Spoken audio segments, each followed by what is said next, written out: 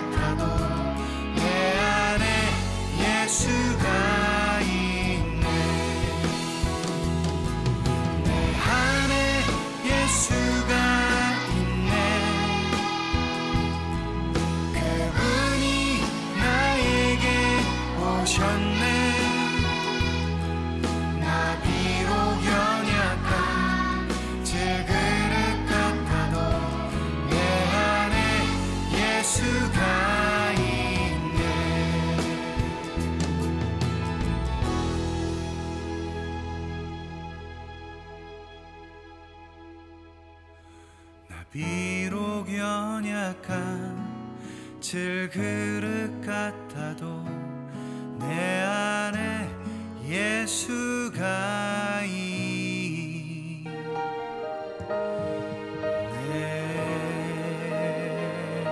안녕하세요. 강원명 목사입니다. 인사드릴게요.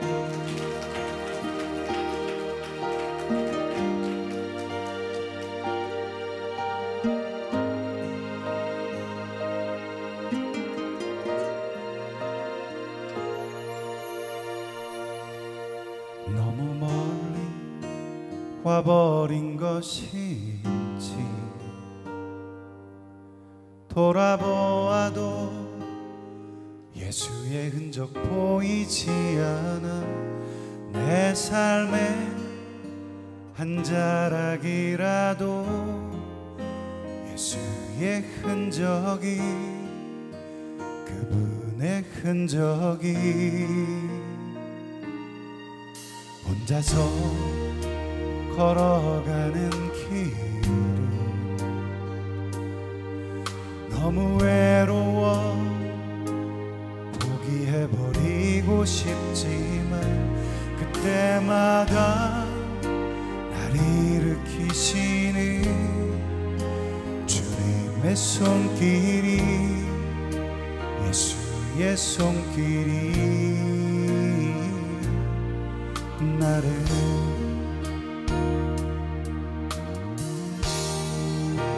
포기하려 해도 나를 포기하지 않으시는 내 주님의 사랑 때문에 나보다 더 나를 사랑하시는 내 주님의 그 사랑이 나를 일으키네.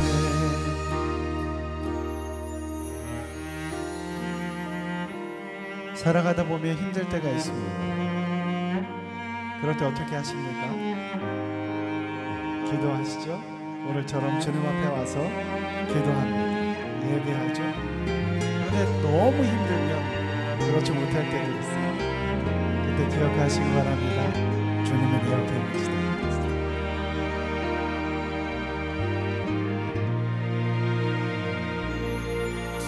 혼자서 걸어가는 길은 너무 외로워 포기해버리고 싶지만 그때마다 날 일으키시는 주님의 손길이 예수의 손길이 나를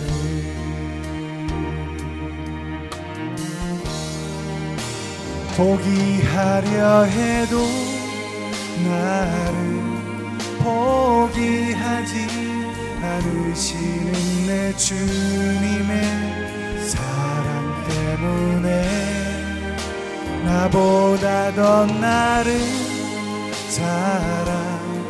사랑하시는 내 주님의 그 사랑이 나를 일으키 포기하려 해도 나를 포기하지 않으시는 내 주님의 사랑 때문에 나보다 더 나를 사랑하시는 그 사랑이 나를 일으키네 그 사랑이 나를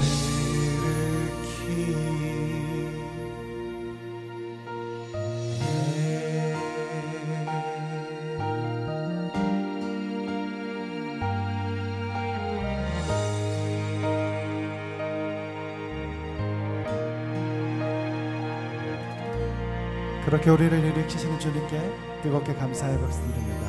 할렐루야.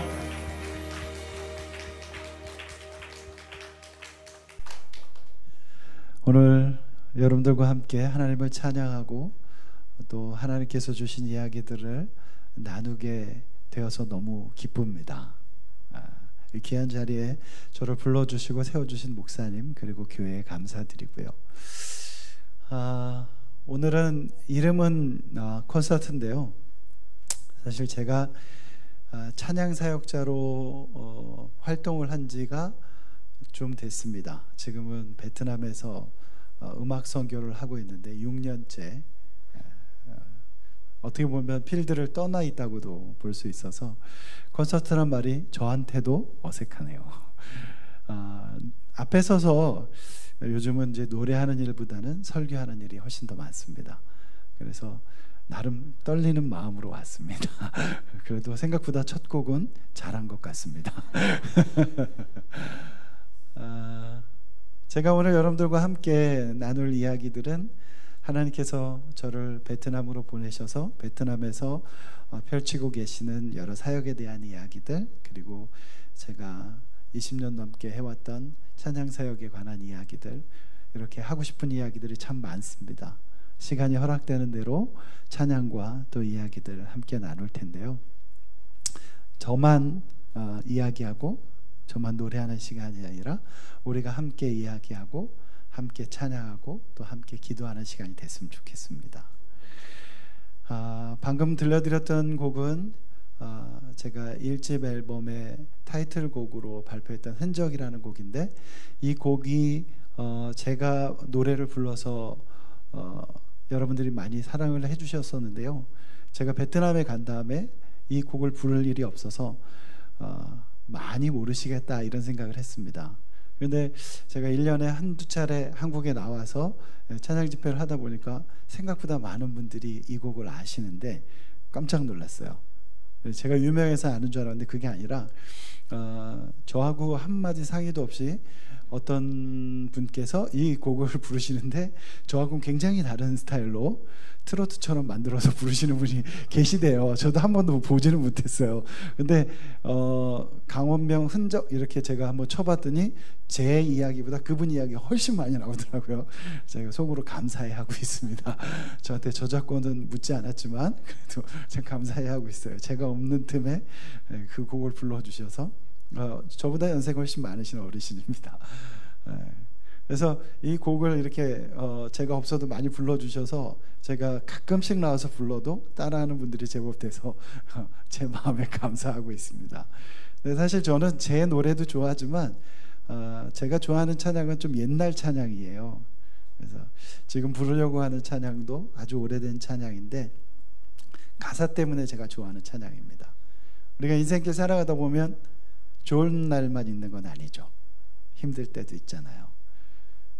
얼마나 힘든지 제가 이 좋아하는 이 곡의 가사를 그 작자가 어떻게 썼냐면 날마다 숨 쉬는 순간마다 내 앞에 어려운 일 보내 이렇게 썼더라고요. 저도 가사를 쓰고 곡을 쓰는 사람으로서 사실 이 가사를 쓴다는 게 자기 삶을 쓰는 거거든요. 그러니까 아마 이분은 엄청 힘들었던 것 같아요. 그러니까 날마다 그것도 숨 쉬는 순간마다 내 앞에 다른 사람 앞이 아니라 내 앞에 어려운 일들을 본다고 했을까요? 우리가 인생을 살다 보면 그렇습니다. 그렇게 힘들 때가 있죠. 근데 그 뒤에 가사가 너무 좋아요. 주님 앞에 이 몸을 맡기면 슬픔 없네, 두려움 없네. 아멘 하셔야죠. 아멘이십니까? 우리의 신앙으로 고백이 되기 원해요. 제가 1절을 한번 부를 테니까 2절은 여러분들의 목소리를 한번 고백해 보시기 바랍니다.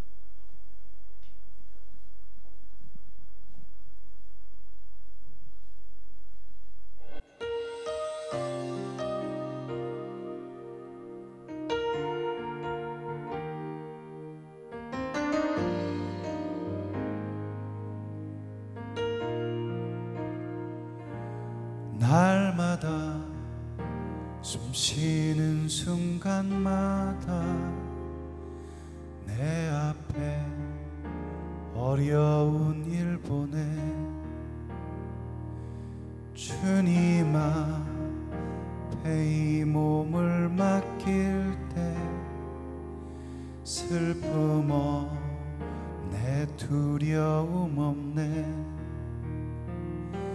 주님의 그 자비로운 손길 항상 좋은 것 주시도다. 사랑스레 아픔과 기쁨을 수고와 평화와 안식을 날마다 주님 내 곁에 계셔 자비로 날 감싸주시. 아멘.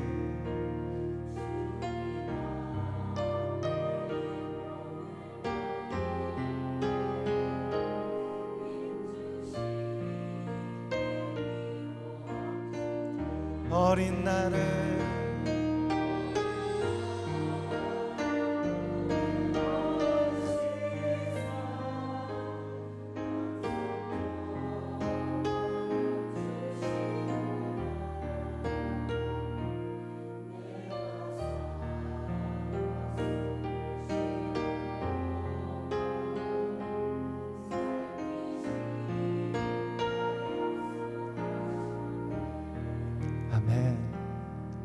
주님의 그 약속 믿으십니까? 정말요? 그렇다면 그 약속 붙들고 늘 승리하기 바랍니다. 인생의 어려운 순간마다 인생의 죄송합니다. 순서가 아니네요. 감이 떨어져가지고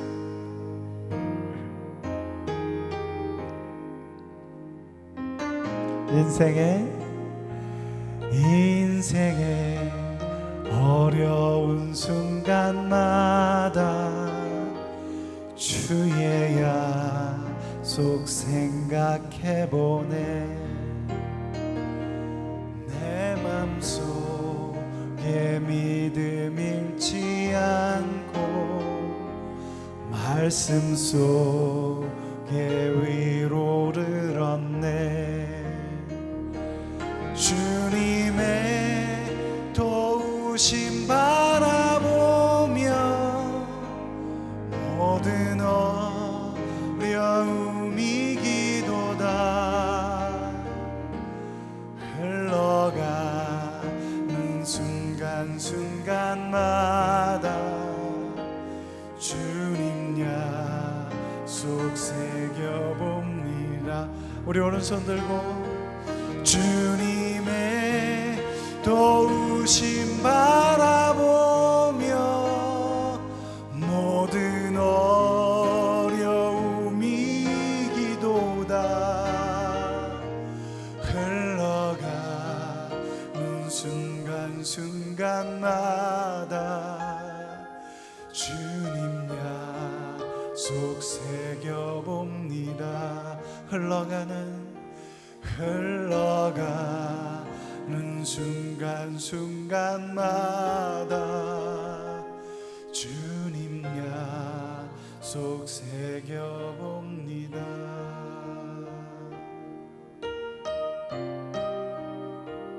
주님은 그렇게 우리들과 함께 하시고 내가 네 옆에 있겠다, 세상 끝날까지 너와 함께 하겠다고 약속하십니다.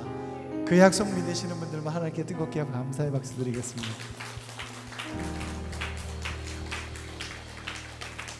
잠깐 기도할까요? 함께 기도합니다. 이 시간 기도할 때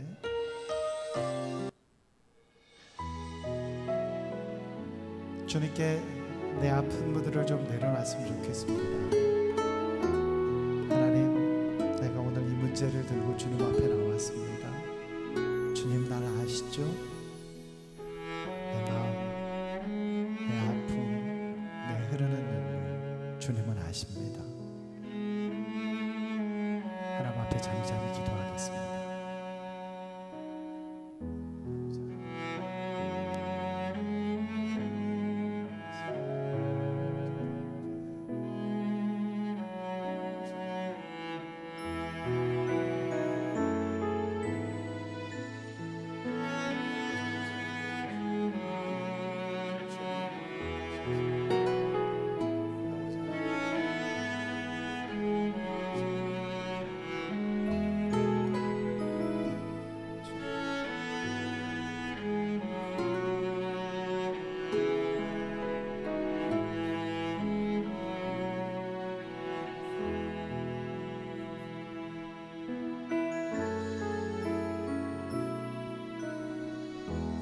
나를 지으신 주님,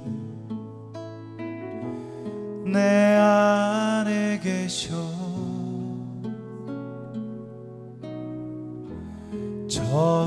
처음부터 내 삶은 그의 손에 있었죠. 내 이름 아시죠. 내 모든 생각도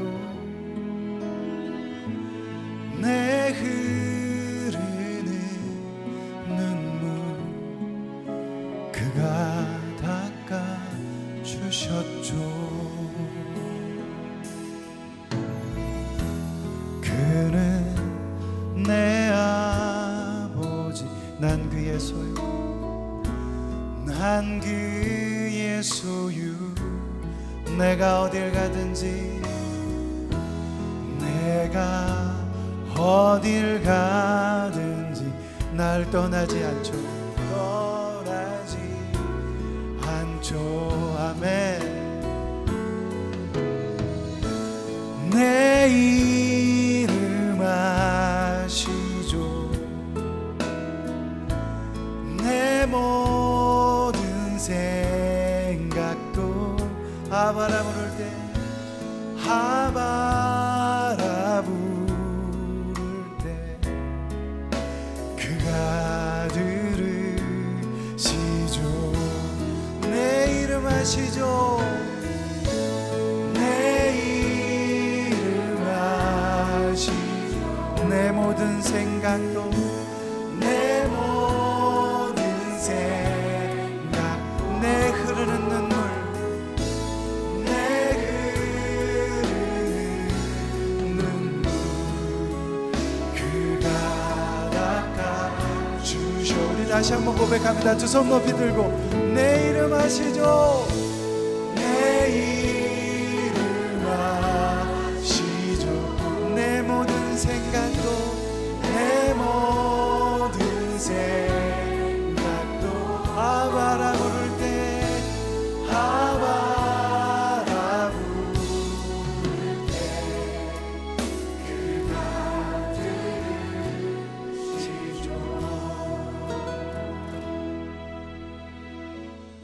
아바라 부를 때 그가 들으시죠.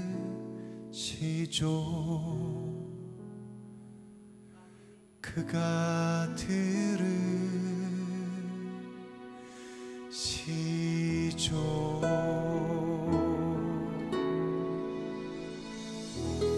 아멘.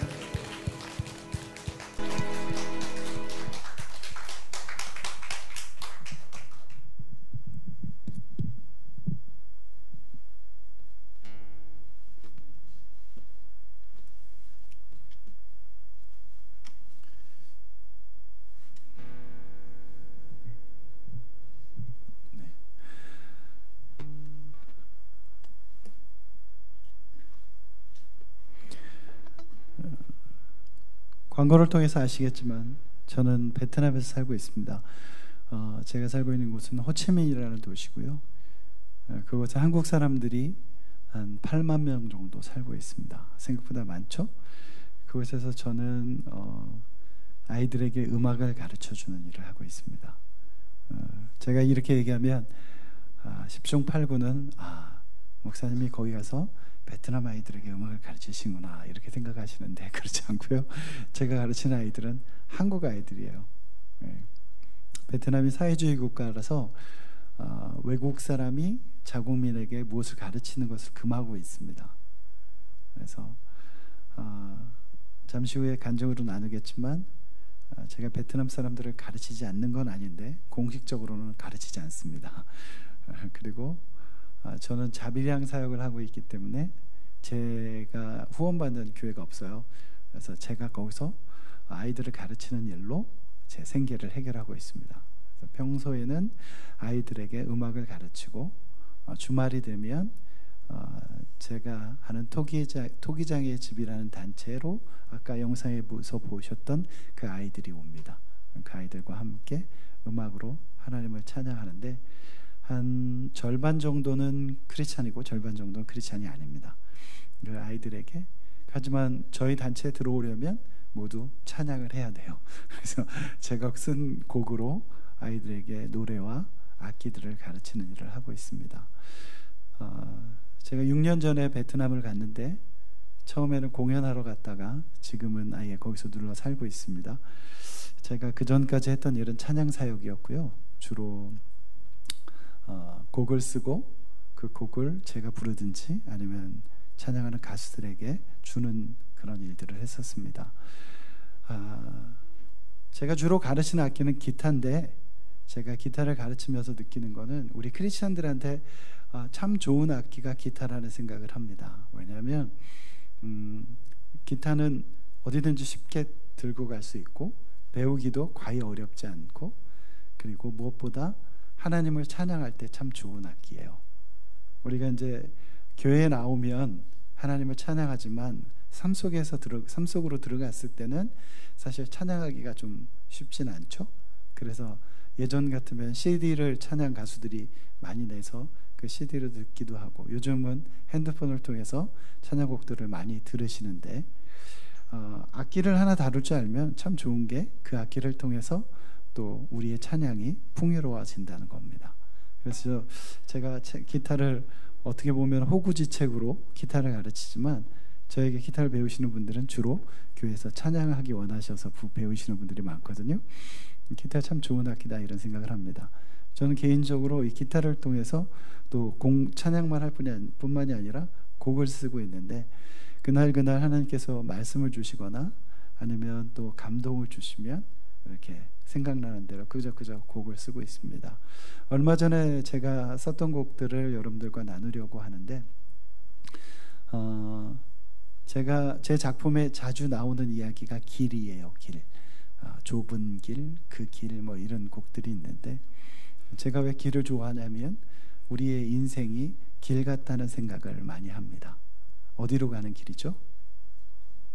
하나님, 천국으로 가는 길이죠. 그래서 우리 인생 길을 잘 살아야 되잖아요. 그런데 살다 보면 힘들 때도 있고 또 좋은 날도 있고 그런 생각을 하다가 이 곡을 썼습니다. 제목은 그 집이라는 곡인데요. 여기서 그 집은 하나님 나라를, 천국을 의미합니다. 여러 이야기하지 않고 이 곡을 좀 나누도록 하겠습니다.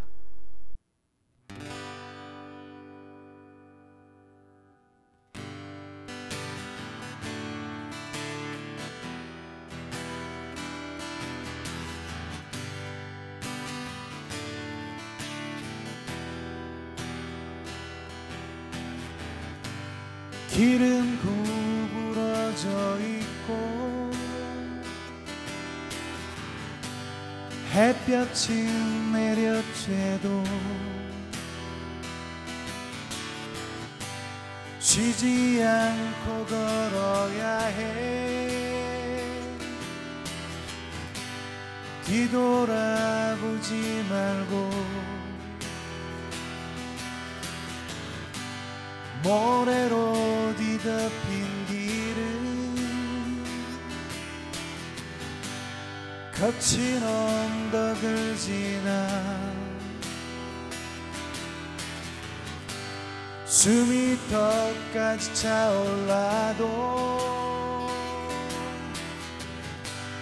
결코 멈출 순 없어. 의심의 숲을 지나가고 슬픔의 강을 건너가도 포기하지 말고 걸어야 해. 흔들리는 아지랑이 끝에 걸린 이 길 끝에 집이 있다. 하늘 아버지 날 기다리시는 이 길 끝에 집이 있다. 내가 영원히 살아가야 할 그 집.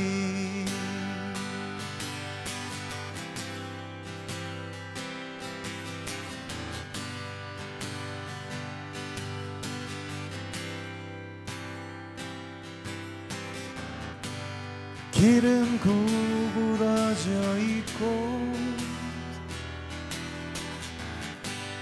햇볕이 내려쬐도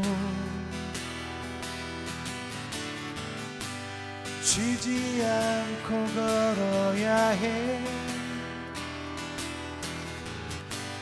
뒤돌아보지 말고 모래로 뒤덮인 길을 거친 언덕을 지나 숨이 턱까지 차올라도 결코 멈출 순 없어.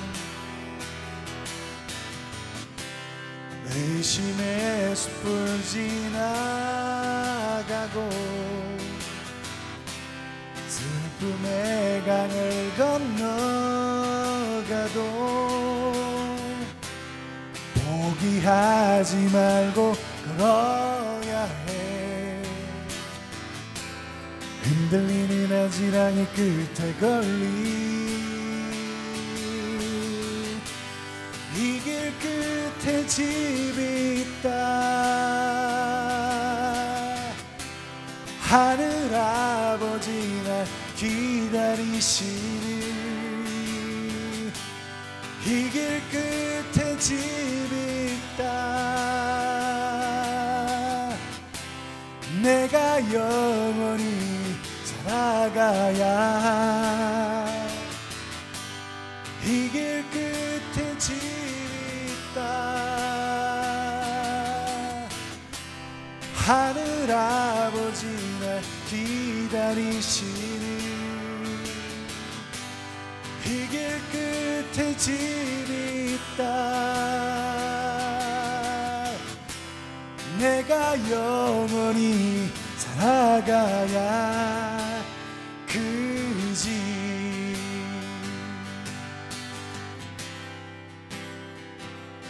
그 집.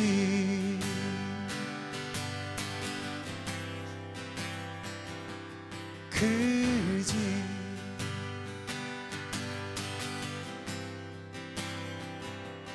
그 집.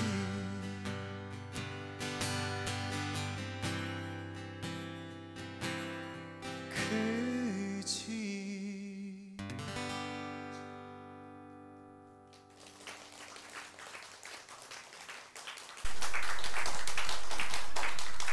감사합니다. 수준 높은 교회는 항상 박수 끝이 깁니다. 너무 좋네요. 그 집을 향해서 가고 계시죠? 사실 그 집을 향해서 가고 있다면 그것이 한국이든 베트남이든 또 어디든 상관없는 것 같습니다. 주 안에서 우리가 함께 걷는 거죠. 근데 제가 베트남에 가서 한 2년 동안은 참 힘들었습니다. 제가 식사하면서 우리 선배님, 우리 김 목사님이 제 선배님이시거든요, 학교. 네, 선배님하고도 이제 말씀을 나눴지만 제가 가고 싶어서 베트남에 가질 않았어요. 사실 처음엔 공연하러 갔다가 하나님께서 콱 붙들어서 거기다 꼭 콱 꽂으셔서 그냥 제가 여태까지 나오지 못하고 있을 뿐입니다. 근데 뭐가 제일 힘들었을까요? 생활. 네. 제가 처음에 제 베트남 갈 때요, 어디 정글 가는 줄 알았어요. 아니더라고요. 제가 있는 호치민이 서울만큼 큰 도시입니다. 서울만큼 발전하지는 않았지만 제가 사는 곳은 그 호치민 시내에 푸미흥이라는 곳인데 외국인 특구 같은데요. 그래서 시설도 굉장히 좋고요. 가는 곳마다 에어컨도 잘 돼 있고 와이파이도 빵빵합니다. 살만해요. 깜짝 놀랐어요. 처음 갔을 때도. 베트남이라서 어디 전기도 안 들어오는 데 가는 줄 알았는데 그게 아니더라고요. 그것 때문에 힘들진 않았습니다. 저는 사람들한테 잊혀지는 게 제일 힘들었습니다. 제가 20년이 넘게 찬양 사역을 하면서 나름 전 세계를 다니면서 찬양 집회를 했었어요. 그런데 베트남에 들어가서 한 달, 두 달, 1년, 2년 이렇게 지내다 보니까 처음에는 제가 한 달에 한 10번 정도 찬양 사역 집회를 이렇게 하고 다녔는데 한 5번으로 줄더니 3번으로 줄더니 점점 줄더라고요. 왜냐하면 제가 갈 수가 없잖아요. 어디 계십니까? 이렇게 연락이 와요. 제가 언제 와주실 수 있냐고. 제가 베트남이라서 그 날짜에 못 갑니다. 이렇게 해서 이제 계속 못 가다 보니까 점점 줄더라고요. 한 2년쯤 지나니까 거의 없어지는 거예요. 근데 저랑 같이 사역했던 사람들 또는 후배들, 뭐 인터넷, 페이스북 이런 거 보면 너무 열심히 사역하고 있는 거예요. 점점 잊혀진다는 게 처음엔 제일 힘들었습니다. 사람들이 저를 기억하지 못한다는 거. 하나님이 저를 왜 베트남에 보내셨을까를 그때까지 깨닫지 못하고 있었던 거예요. 부끄럽지만 아이들을 가르치면서 그 아이들을 가르치는 일이 굉장히 소중한 일이라는 생각을 가지고 있었고, 그곳에서 음악을 통해서 복음을 전하는 일도 정말 중요한 일이라고 생각했습니다. 하지만 나는 전 세계를 다니면서 지금까지 열심히 20년이 넘는 시간을 통해서 열심히 닦아온 길이 있는데 그것들을 갑자기 탁 끊게 하시고 베트남에 보내셨는데, 그때쯤 제가 잘 부르던 노래가 있습니다. 아마 이 곡을 들으시면, 이 곡도 제가 쓴 곡인데 제 마음이 어떤지 아실 거예요. 근데 사실 이제 다른 교회에서 제가 요즘 찬양 집회도 많이 못하지만 이런 곡들은 잘 못합니다. 왜냐면 일단은 첫째는 이렇게 사운드가 잘 안 나와요, 교회들이. 그런데 여기 사운드가 너무 좋아서 제가 리허설하다가 이것도 해야 되겠다는 생각이 들었고요. 또 이렇게 들으시는 분들이 알지 못하는 곡을 하면 좀 지루해 하십니다. 근데 여기는 너무 잘 들어주시네요. 그래서 믿는 마음으로 해보겠습니다. 사실 아까 있었던 곡도 또 이 곡도 악보도 없습니다. 제 머릿속에만 있는 곡이에요. 발표되지 않은 곡이라서 좀 가사를 좀 한번 들어봐 주시면 좋을 것 같아요.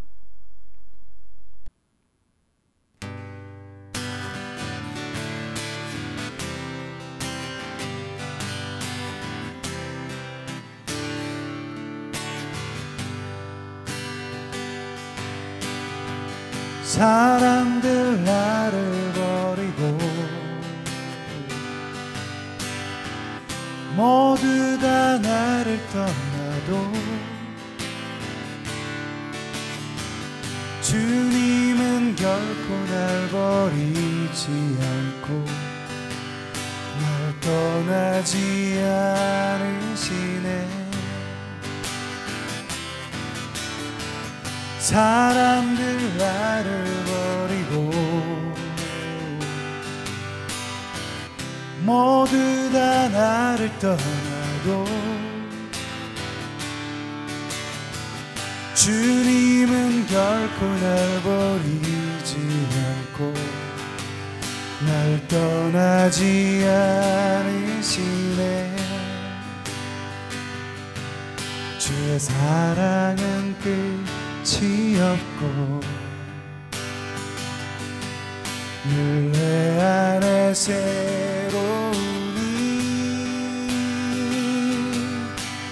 영원한 그 사랑 안에 잠겨 나의 영혼 평안해.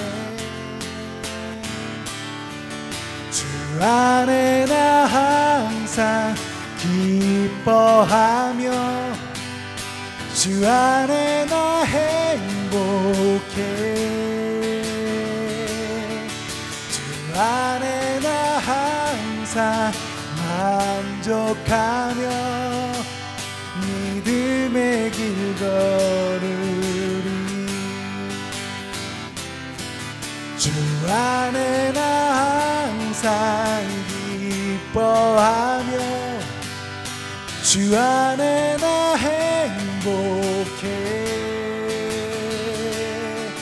주 안에 나 항상 만족하며 믿음의 길 걸으리.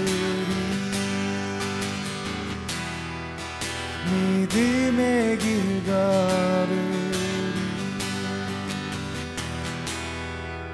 믿음의 길 걸으리.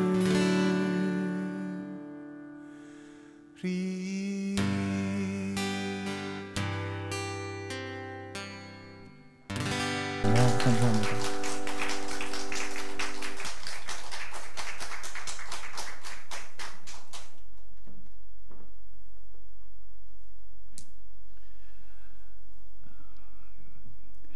믿음의 그 길을 걸어가며 주님 안에서 주님 한 분만으로 만족하는 삶, 우리 크리스찬들이 꿈꾸는 삶이죠.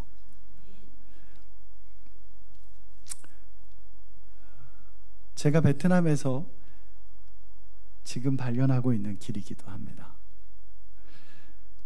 하나님은 우리가 무슨 일을 하는가 보다 우리 마음속에 무엇이 있냐를 더 중요하게 생각하시는 것 같아요. 아니, 중요하게 생각하십니다. 그래서 내가 어디에서 무슨 일을 하든지 이게 중요한 게 아니라 내 마음속에 과연 예수가 있느냐, 내 마음속에 그분을 향한 믿음이 있느냐, 이걸 굉장히 중요하게 생각하시는 것이죠. 오늘 하나님께서 저에게 주셔서 여러분들과 함께 나누려고 하는 말씀은 요한복음 11장에 있는 말씀입니다. 요한복음 11장은 한 가지 이야기로 구성이 되어 있습니다. 여러분들이 너무나 잘 아시는 나사로의 이야기죠. 요한복음 11장은 예수님께서 어떤 사람들을 굉장히 사랑하셨다는 이야기를 시작합니다.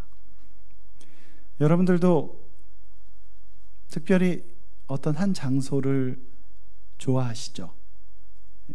예를 들어서 저 같은 경우에는 한국에 있을 때 커피숍을 가도 꼭 한 곳만 갔어요. 제가 좋아하는.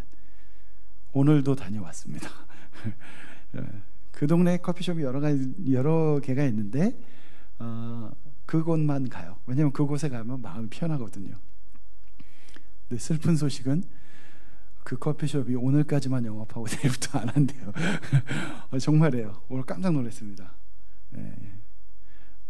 너무 잘 안 돼서, 커피숍들이 너무 많아지니까 잘 안 돼서 거의 이렇게 눈물이 송글송글 맺혀서 주인장이 얘기하더라고요. 저도 마음이 아팠습니다. 아무튼 커피숍을 가도 한 군데 가는 이유는 그곳이 편하기 때문이죠. 장소만 그런 건 아니죠.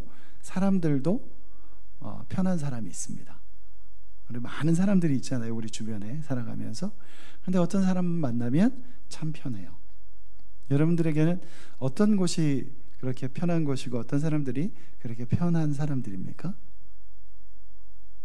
이쯤 되면 나와야 되는 이야기가 있는데, 우리 교회가 편하잖아요. 우리 내 옆에 있는 사람들이 편한 사람들 아닙니까? 아멘이 이렇게 작으면 안 되는데 아멘, 그런 줄 믿습니다. 근데 예수님께도 그런 사람들이 있었더라고요.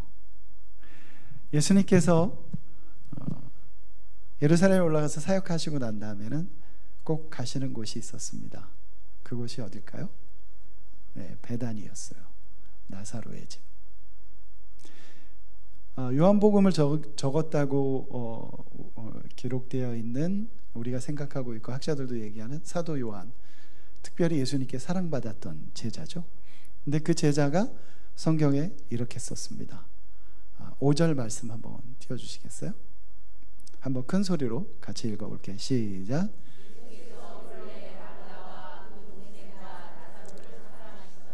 아멘.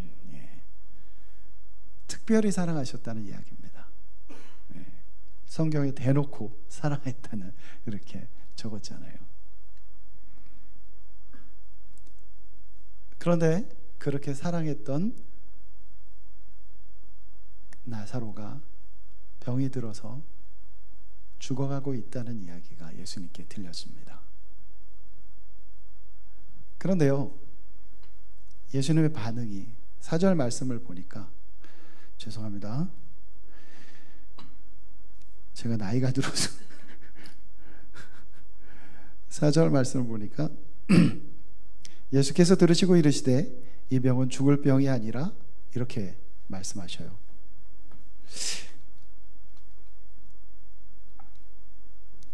그래도 안경을 써야 얼굴이 커버되기 때문에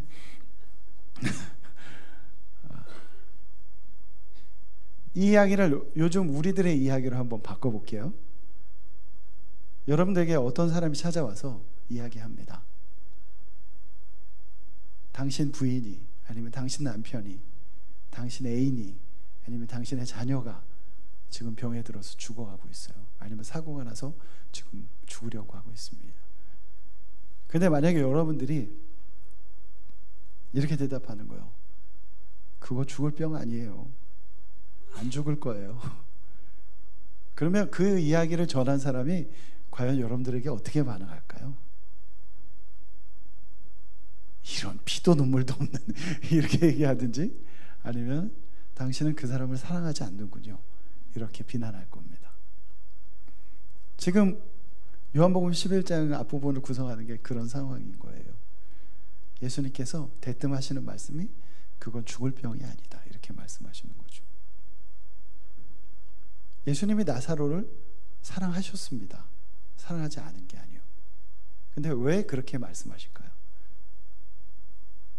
우리가 요한복음 11장을 읽으면서 주목해야 되는 첫 번째 문제가 여기에 있습니다. 이것에 대한 의문이 생겨야 되는 거예요. 왜 예수님이 그렇게 하셨을까? 우리는 11장을 다 읽었죠. 알고 있습니다. 나사로가 죽을 거고 죽은 나사로를 예수님께서 다시 살리실 것이다. 이걸 알기 때문에 그게 궁금하지 않은 거예요. 살리실 거니까. 하지만 그냥 그 시점으로 돌아가면 충분히 궁금해할 문제잖아요. 그죠? 예수님이 왜 그렇게 말씀하셨을까요?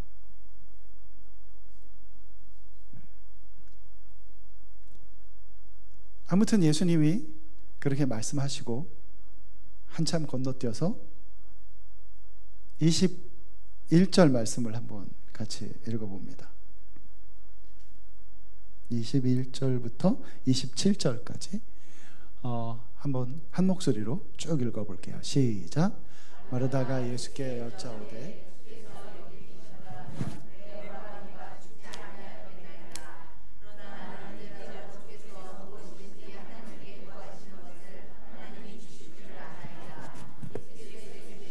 내 오라비가 다시 살아나리라. 마르다가 이르되 마지막 날 부활 때에는 다시 살아날 줄을 내가 아나이다. 예수께서 이르시되 나는 부활이요 생명이니 나를 믿는 자는 죽어도 살겠고 무릇 살아서 나를 믿는 자는 영원히 죽지 아니하리니 이것을 내가 믿느냐. 이르되 주여 그리하여다. 주는 그리스도시요 세상에 오시는 하나님의 아들이신 줄 내가 믿나이다. 아멘. 네. 이 말씀을 읽으시면서 뭔가 좀 아구가 안 맞는다는 생각이 들지 않으십니까? 예수님께서 어쨌든 처음에 반응하셨던 그 반응도 약간 이상한데 마르다를 찾아가셨습니다. 죽은 나사로를 찾아가신 거죠. 마르다가 마중 나와서 마르다가 예수님께 말씀을 드리는 거예요. 예수님이 여기 계셨으면 우리 오라비가 죽지 않았을 것입니다. 이 말은 생각하기에 따라서 두 가지 반응처럼 보입니다. 첫 번째로는 예수님이 안 계셔서 죽었잖아요. 이렇게 원망하는 것처럼 들릴 수도 있고, 또 하나는 예수님을 향한 지극한 신앙의 고백이라고 볼 수도 있습니다. 근데 후자가 맞아요. 왜냐하면 잠시 후에 동생인 마리아도 와서 똑같은 고백을 하기 때문이고, 그리고 바로 그 다음 구절에 있는 것처럼 마르다는 그것보다 더 큰 믿음, 예수님께서 다음은 더 큰 일도 할 수 있다는 신앙 고백을 하기 때문입니다. 거기까지는 좋아요. 거기까지는 좋은데 예수님이 그 마르다의 신앙 고백에 내 오라비가 다시 살 것이다 이렇게 말씀하시잖아요. 그러니까 마르다가 뭐라고 대답하죠? 마지막 날에는 다시 살 것을 믿습니다. 근데 예수님이 마지막 날 다시 살 거에 대해서 얘기하셨을까요? 그렇진 않죠. 예수님은 지금 다시 살 것이라는 말씀하고 계신 겁니다. 근데 마르다는 그것을 그 당시에 예수 그리스도를 따랐던 사람들이라면 누구나 믿고 있는 마지막 날 부활에 대한 약속으로 받아들이고 있는 겁니다. 여기에 오늘을 살고 있는 우리들의 문제도 있습니다. 우리의 믿음은 항상 예수님께서 원하시는 것보다 한 걸음 뒤쳐져 있는 거죠. 예수님께서 처음에 그런 반응을 보이시고 바로 오지도 않고 이틀을 더 머물다가 나사로가 죽은 다음에 오신 이유도, 또 예수님께서 오셔서 마르다와 이 긴 대화를 하는 이유도 딱 한 가지예요. 뭐냐면 아직 예수님의 기준에 미치지 못하는 그들의 믿음을, 제자들의 믿음을 온전히 이끌어 주시기 원한, 그거 하나였던 것입니다. 예수님께서는 그 사건을 통해서, 또 하나님께서는 그 사건을, 나사로의 죽음이라는 한 사건을 그들에게 허락하시면서 그들이 예수 그리스도를 하나님께서 보내신 메시아로 인정하고 믿기를 원하셨던 것입니다. 그들의 믿음이 한 단계 올라서기를 원하셨던 것이에요. 예수님께서 마르다와 이야기를 나누고, 그리고 드디어는 나사로의 무덤 앞으로 가십니다. 무덤 앞에 가서 말씀하시죠. 39절입니다. 한번 같이 읽어볼까요? 시작. 예수께서 이르시되 돌을 옮겨 놓으라 하시니 그 죽은 자의 누이 마르다가 이르되 주여 죽은 지가 나흘이 되었으매 벌써 냄새가 나나이다. 예수께서 이르시되 내 말이 내가 믿으면 하나님의 영광을 보리라 하지 아니하였느냐 하시니. 아멘. 이게 정말 중요한 구절입니다. 이게 마르다의 믿음의 현 주소고 우리 믿음의 현 주소입니다. 믿는다 해줘. 예수님께서 네가 이것을 믿느냐? 합니다. 그런데 말로는, 입으로는 믿는다고 하죠. 주님께서 하실 수 있다고 고백합니다. 그런데 정작 돌을 옮겨 놓으라 하자 벌써 썩어서 냄새가 납니다. 순종하지 않는 거예요. 우리의 삶이 그렇지 않습니까? 늘 믿는다 하죠. 그리고 머리로는 이해합니다. 하지만 정작 돌을 옮겨 놓지는 않습니다.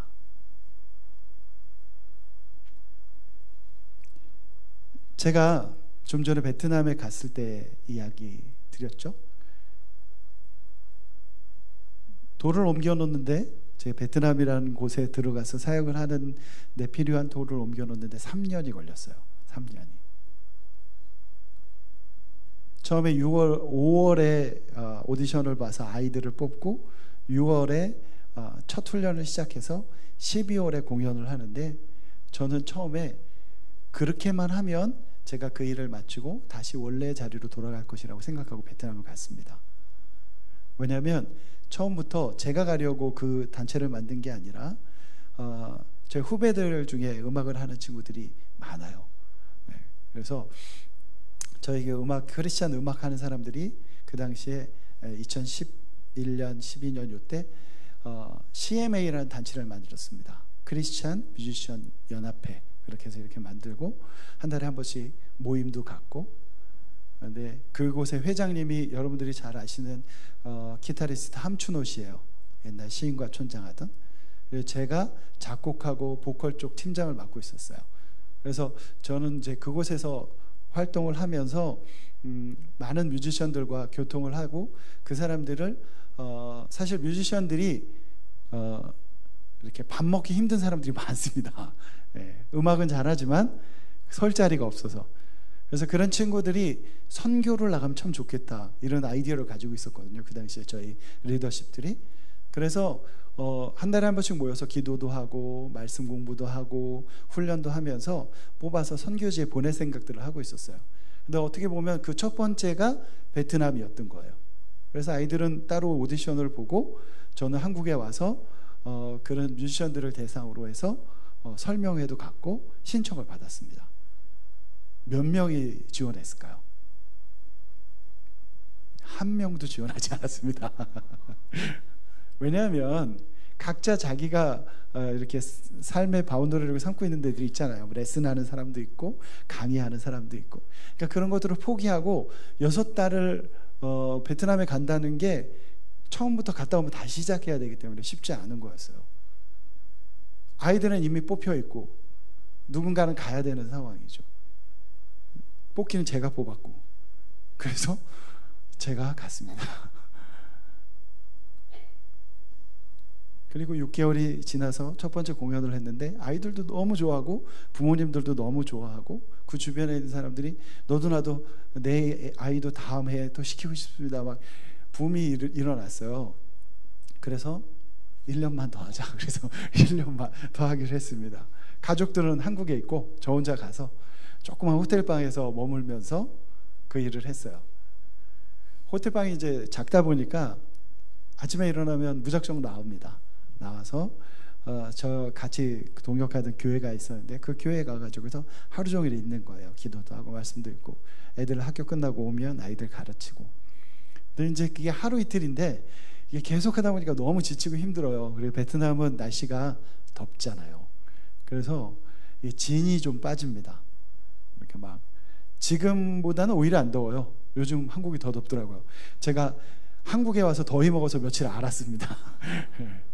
근데 제가 아는 그 베트남 친구가 지금 장신대에 유학을 와 있는데 그 친구가 아니라 그 친구가 아는 베트남 친구가 쓰러졌대요. 너무 더워서. 한국의 더위가 무섭습니다. 근데 아무튼 거기서 그렇게 하다 보니까 너무 힘든 거예요. 너무 힘들어서 하나님 가고 싶어요. 1년 동안 공부했어요. 그래서 공연했는데 지난번 공연보다 반응이 더 좋은 거예요.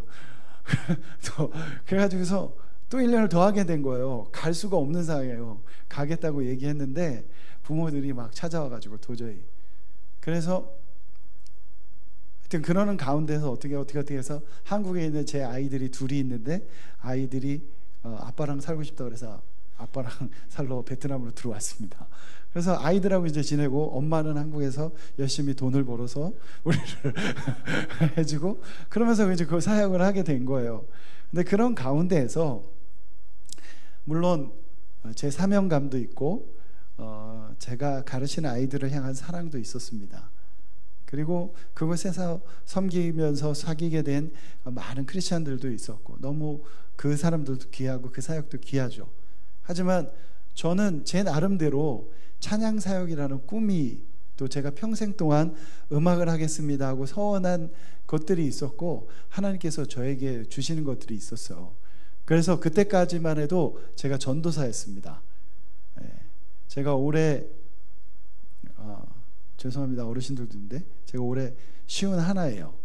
근데 그때까지 전도사가 24년 차였어요. 근데 왜 안수를 안 받았을까요? 안수를 받으면 방금 제가 들려드렸던 음악들을 보시면 보통 예배곡하고는 다르잖아요. 그죠? 예배곡하고는 좀 달라요. 공연하는 것도 약간 가요 같은 느낌도 들고 그렇잖아요. 그런 음악을 마음껏 할 수가 없을 것 같았어요. 그래서 안수를 안 받고 이건 교만한 겁니다. 하나님 주시는 건데 저는 제가 안 받는다고 생각을 했어요. 그리고서 그냥 음악이 좋다 하고 따라다녔었는데 하나님께서 어느 날 갖다가 탁 꽂으신 거예요. 근데 그걸 인정을 못하는 거죠. 그리고 베트남에 살아가면서 제일 힘든 게 이제 그런 건데 또 이렇게 아주 힘든 시선이 하나 있어요. 뭐냐면 저 사람이 왜 여기 왔을까 이런 거예요. 쉽게 얘기해서 한국에서 나름대로 찬양 사역을 잘 할 수 있고 잘 나가고 그랬으면 굳이 베트남까지 올 이유가 없었는데 왜 여기 와서 아이들 가르치면서 저 고생을 하는 거지? 이런 생각. 좋게 말하면 한국에 있는 좋은 상황들을 남겨도 여기 와서 이렇게 사역하시니까 참 귀합니다. 이렇게 얘기하지만 또 한편으로는 그런 마음들이 있어요. 그래서 그것들을 느끼니까 너무 힘든 거예요. 내가 오고 싶어서 온 거 아닌데 난 지금도 가면 잘할 수 있는데 이런 생각들이 계속 있는 거죠. 하나님이 2년 반 동안 그걸 깨트리시는데 여기가 네가 있을 자리야 하고 깨트리시는 거예요. 그래서 드디어 2년 반이 지나고 제가 짐을 싸가지고 도저히 여기는 안 되겠다 그래서 한국을 나왔습니다. 싹 정리하고. 근데 한 5개월 정도를 한국에서 머물렀어요. 아무 데 안 가고 집, 교회 그렇게 있으면서 5개월 동안 하나님이 달달 볶으시는데 도저히 안 들어가고는 못 베기는 거예요. 그래서 다시 들어갔어요. 다시 들어가서 다시 시작했습니다. 그리고서 이제 6년째를 맡고 있어요. 하나님께서 우리에게 옮기기 원하는 돌은 각자 다르겠죠. 저에게는 제가 꿈이라고 생각했던, 제가 갈 길이라고 생각했던 그 길도 사실 하나님께서 원하시는 길이라고 전 믿어요. 하나님께서 기뻐하시는 일이라고.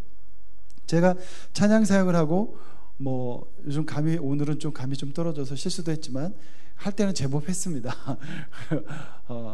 정말.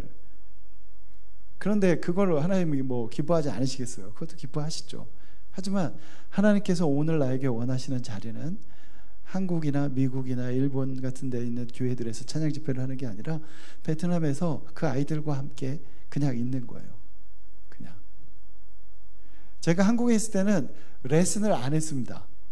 왜냐하면 레슨할 시간에 곡 한 곡 쓰면 수입이 더 짭짤하니까. 네. 편곡 한 곡 해주는 게 더 나으니까 안 했어요. 해달라고 찾아도 안 했습니다.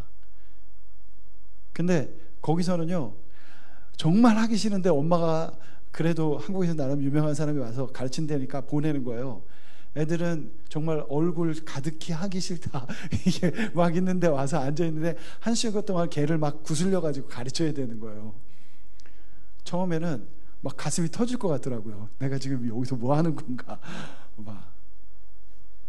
지금은 감사합니다. 그냥 하는 말이 아니라 감사해요. 제가 그 아이들을 가르칠 수 있다는 게 하나님께서 제 마음에 있는 돌을 옮겨주신 것 같아요. 그 부분에서만큼은. 아직도 옮겨야 될 돌들이 많이 있지만. 여러분들은 어떠십니까? 하나님께서 여러분들의 옮기라고 말씀하시는 돌이 있으십니까?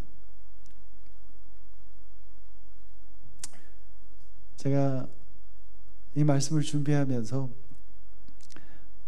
곡을 한 곡 썼습니다. 곡 제목도 돌을 옮겨 놓으라는 곡인데, 제가 이 찬양을 부를 때 여러분들의 마음속에 한번 과연 내가 치워야 될 돌이, 내가 옮겨야 할 돌이 무엇일까 한번 생각해 보시면 좋을 것 같아요. 우리는 그렇게 생각합니다. 내가 이 돌을 옮기면 썩은 냄새가 날 거야. 왜냐하면 내 안에 죽은 게 있으니까. 창피하잖아, 힘들잖아, 불가능하잖아. 하지만 돌을 치우면 그 안에 있는 죽은 게 살아납니다. 우리의 힘으로는 결코 살릴 수 없는 것들, 그래서 그 돌을 옮기지 않으면 계속 썩어가고 냄새나고, 그리고 사람들이 도저히 다가갈 수 없을 것 같은 그 죽음의 소굴로 변할 것들이 돌을 옮겨 놓으면 살아나는 거죠.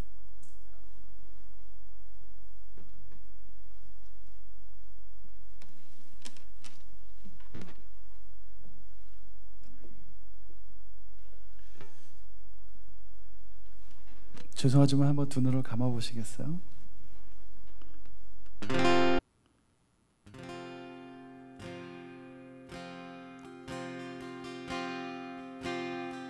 우리 안에 있는 돌들을 생각하면서 함께 기도하는 마음으로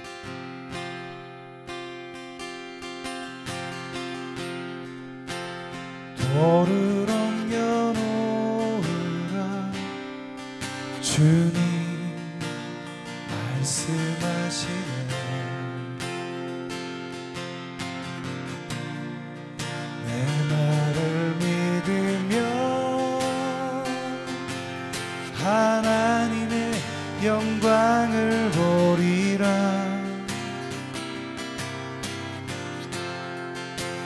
돌을 옮겨 놓으라 주님 말씀하시네. 내 말을 믿으며 하나님의 영광을 보리라. 마음을 가리고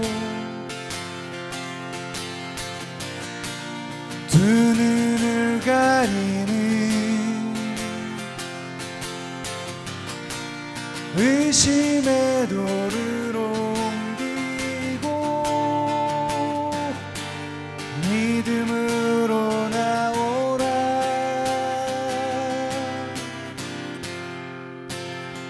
돌을 옮겨 놓으라 주님 말씀하시네. 내 말을 믿으며 하나님의 영광을 보리라.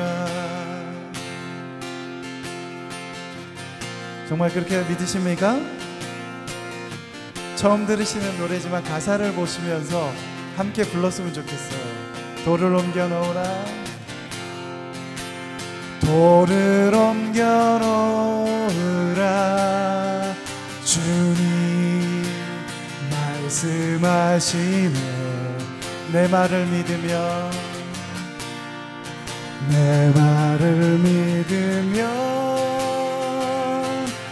하나님의 영광을 보리라. 돌을 옮겨 놓으라. 돌을 옮겨 놓으라. 주님 말씀하시네.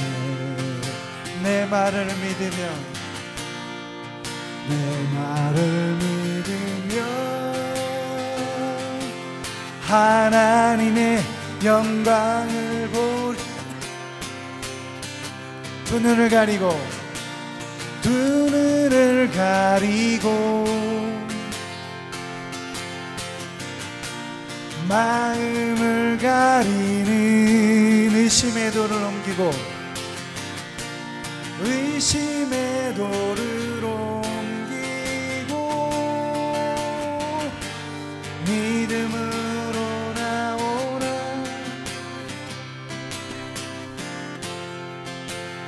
돌을 옮겨 놓으라. 주님 말씀하시네. 내 말을 믿으면, 내 말을 믿으면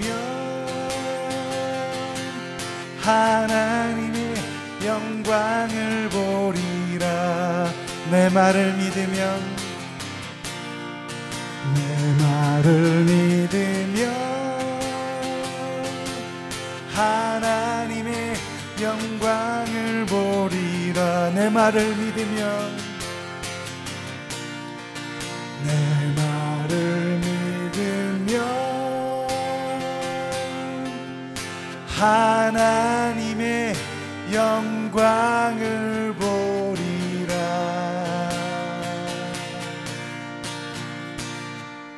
할렐루야. 아멘.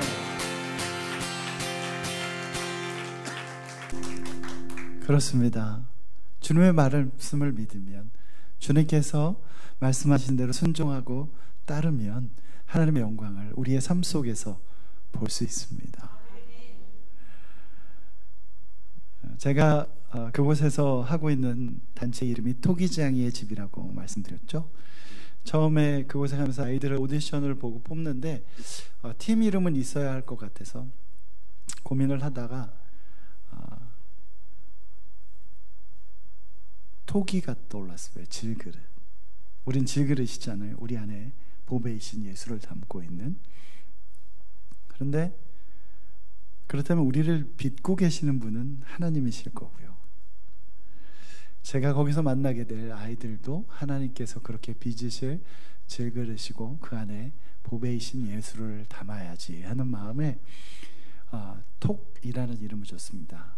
Treasure of Clay. 그래서 질그릇 안에 담긴 보물이란 뜻을 담고 있는, 그래서 토기장이의 집이란 단체 이름을 만들게 됐는데 제가 그곳에 들어간 지 5년 만에 새 앨범을 작년에 발표했습니다.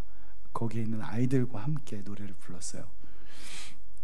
안타깝게도 요즘은 CD를 안 들으셔서 CD는 만들지 않고 음원으로만 발표한 앨범인데 제가 마지막으로 이 곡을 여러분들과 함께 나누고 싶습니다. 물론 박수를 많이 쳐주시면 앵콜도 할 수 있습니다. 근데 어쨌든 공식적으로는 마지막 곡입니다. 질그릇의 노래라는 곡인데 가사에 보면 어떤 가사가 나오냐면요, 나 비록 연약한 질그릇 같아도 내 안에 예수를 담아 라는 곡 가사가 나와요. 우리는 연약하죠. 때로는 깨질 수도 있습니다. 깨져서 물을 담아 놓으면 그 물이 술술술술 새기도 합니다. 하지만 그렇게 우리 삶 속에서 깨져서 술술술술 물이 흘러간 자리에도요, 그 물로 인해서 새싹이 돋아납니다. 우리 안에 예수가 있기 때문에 우리는 비록 연약한 질그릇이고 깨진 질그릇이지만 우리를 통과한 물들이 새로운 생명을 잉태하게 하는 것이죠. 저는 그래서 음악하는 사람으로서, 사역자로서, 목사로서, 선교사로서 여러분들 앞에는 너무나 부끄러운 삶을 살지만 그래도 내 삶을 통해서 하나님께서 하나님의 영광을 보게 하실 것이라고 믿습니다. 여러분들의 삶도 그랬으면 좋겠습니다. 아까 곡은 사실 악보가 없어요. 제 머릿속에 있는 것만해서. 그래서 악보 달라고 하지 마십시오. 그리면 보내드릴게요. 그런데 지금 곡은 악보가 있습니다. 제가 발표한 앨범이기 때문에. 그래서 악보를 담았습니다. PPT에 나올 텐데, 아까는 악보도 없는 거 너무 잘 부르셨어요. 여기 수준 있는 교회예요. 그런데 이 곡은 악보가 있으니까 크게 함께 노래하면서 맞춰보도록 하겠습니다. 여러분 너무 행복했습니다. 1시간 동안. 여러분 늘 건강하시고, 어쨌든 앵콜은 하겠지만 어쨌든 인사하겠습니다. 질그릇의 노래 함께 하겠습니다.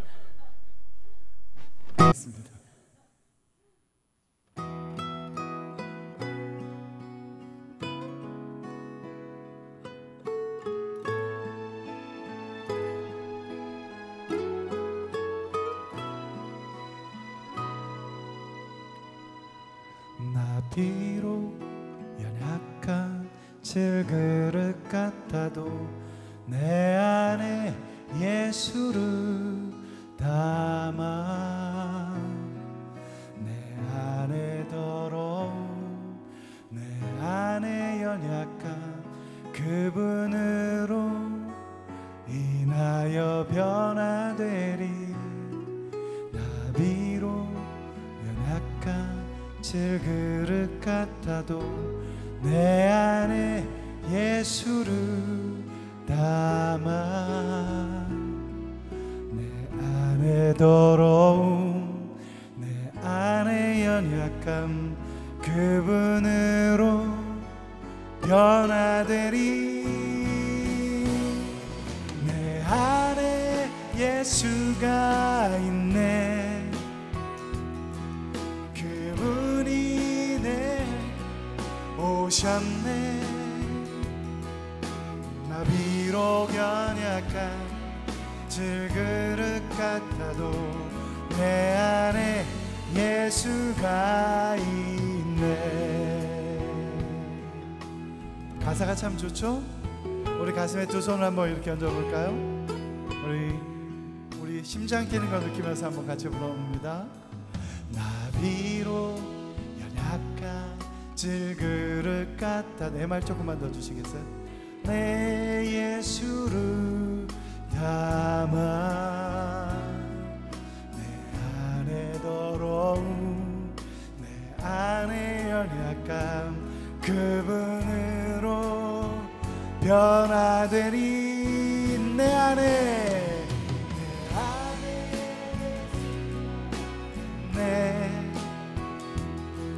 그분이 나에게 오셨네. 나 비록 연약한 질그릇 같아도 내 안에 예수가 있네. 내 안에 예수가 있네. 그분이 나에게 오셨네. 나 비록 연약한 질그릇 같아도 내 안에 예수가 있네. 할렐루야.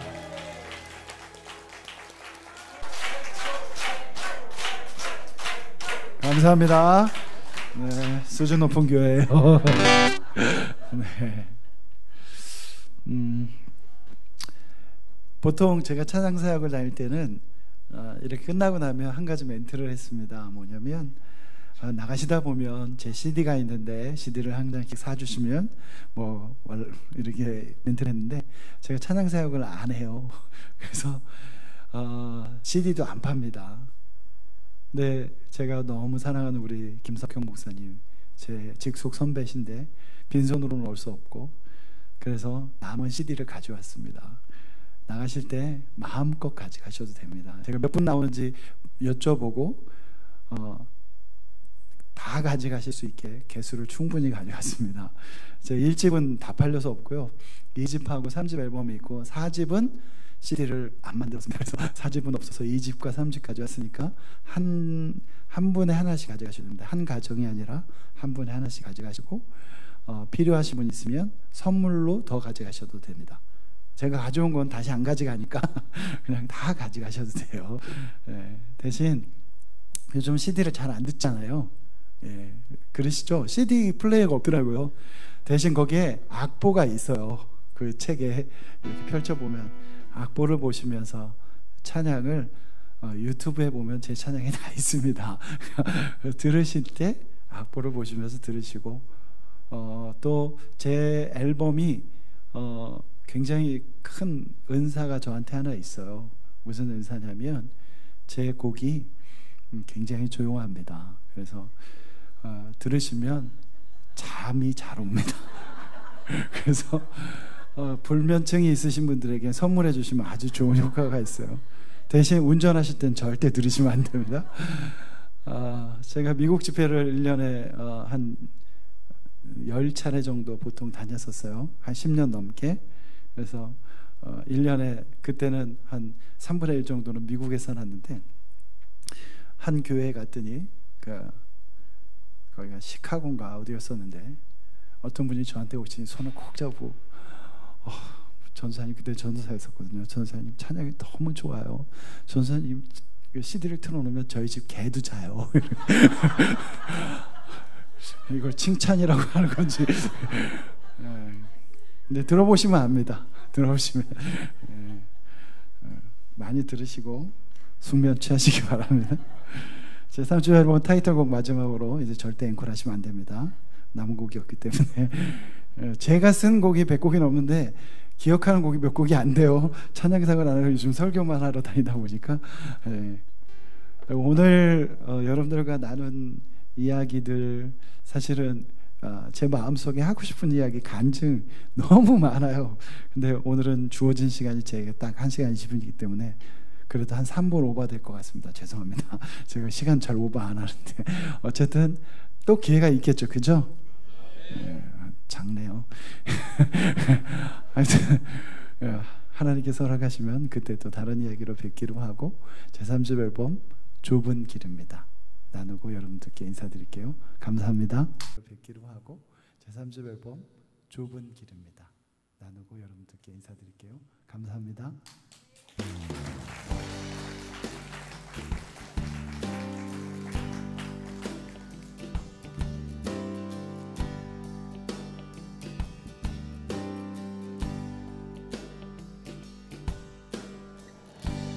내가 원하는 대로 한 걸음 한 걸음 또 걸어가네. 어디로 가야 할지 몰라도 내 앞에 두 가지 길 내가 원하는 대로 한 걸음 한 걸음 또 걸어가네. 어디로 가야 할지 몰라도 내 앞에 두 가지 길 내 앞에 펼쳐진 길 어디로 걸어가야 하는지 좁은 길로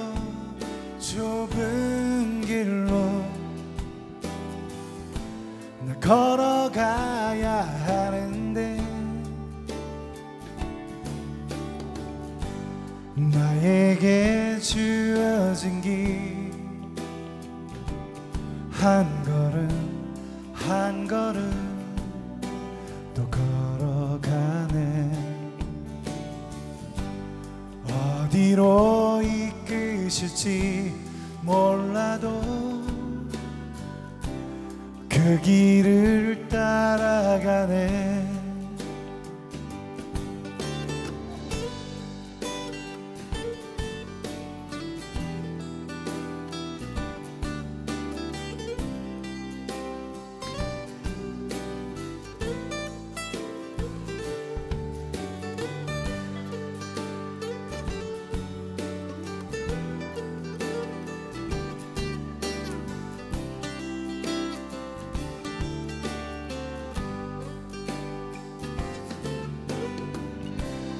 내 앞에 펼쳐진 길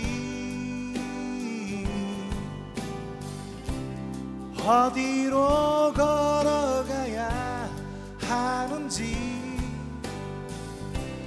좁은 길로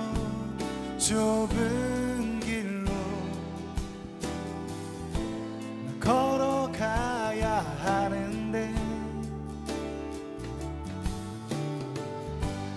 나에게 주어진 길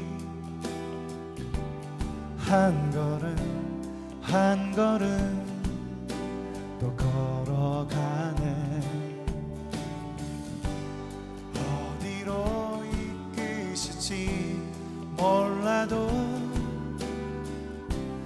그 길을 따라가네. 어디로 가야 할지 몰라도